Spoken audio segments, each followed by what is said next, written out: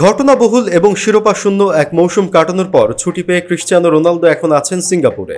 সেখানে জাতীয় দল নিয়ে নিজের ভবিষ্যৎ পরিকল্পনার কথা জানিয়েছেন CR7। সৌদি আরবের ফুটবলে এক মৌসুম শেষ করেছেন তিনি। এবারের মৌসুমে লিগ চ্যাম্পিয়ন হয়েছে আল ইত্তিহাদ। ক্রিশ্চিয়ানো রোনালদোকে দলে এনেও দ্বিতীয় হতে হয়েছে আল নাসেরকে। পর্তুগিজ তারকা অবশ্য ব্যক্তিগতভাবে বেশ উজ্জ্বলই ছিলেন, করেছেন 14টি গোল।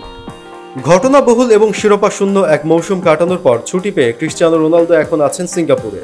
সেখানে জাতীয় দল নিয়ে নিজের ভবিষ্যৎ পরিকল্পনার কথা জানিয়েছেন CR7। কাতার বিশ্বকাপে পর্তুগাল বাদ পড়েছে কোয়ার্টার ফাইনাল থেকেই। রোনালদো নিজেও বেশিরভাগ সময় ছিলেন বেঞ্চে। বয়স হয়ে গিয়েছে 38। পরের বিশ্বকাপ আসতে আসতে তার বয়স হবে 41 পেরিয়ে 42-এ।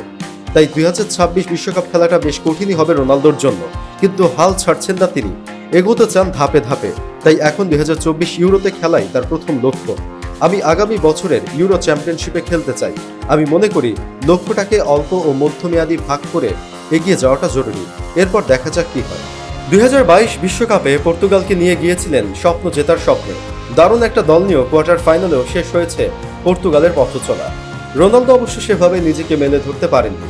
দ্বিতীয় রাউন্ডে সুইজারল্যান্ডের বিপক্ষে ম্যাচে তাকে একাদশের বাইরে রেখেই দল সাজিয়েছিলেন কোচ ফার্নান্দো সান্তোস। ডাগআউটে বসে থাকা রোনালদোর সেই দৃশ্যকে অনেকেই জাতীয় দলের অধ্যায়ে সমাপ্তি হিসেবেই দেখেছেন। কোয়ার্টার ফাইনালে মরক্কোর বিপক্ষেও জায়গা হয়নি একাদশে, যদিও সেই ম্যাচের শেষের দিকে মাঠে নেমেছিলেন তিনি। কিন্তু পর্তুগাল হেরে যায় 1-0 গোলের ব্যবধানে। ম্যাচ শেষে টানেলে রোনালদোর কান্না আক্ষরিক অর্থেই একটা যুগের সমাপ্তি হিসেবে ধরা দিয়েছিল। তবে বিশ্বকাপের পর রোনালদো যেন আবারও নিজেকে নতুন করে খুঁজে নিয়েছেন পর্তুগাল দলে। নতুন কোচ রবার্তো মার্টিনেজ তাকে ঘিরেই সাজাচ্ছেন জাতীয় দলের পরিকল্পনা।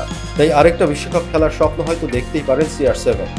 ভিডিও সম্পর্কে মতামত অবশ্যই জানাবেন। পরবর্তী আপডেট পেতে চ্যানেলটা সাবস্ক্রাইব করে পাশেই থাকুন।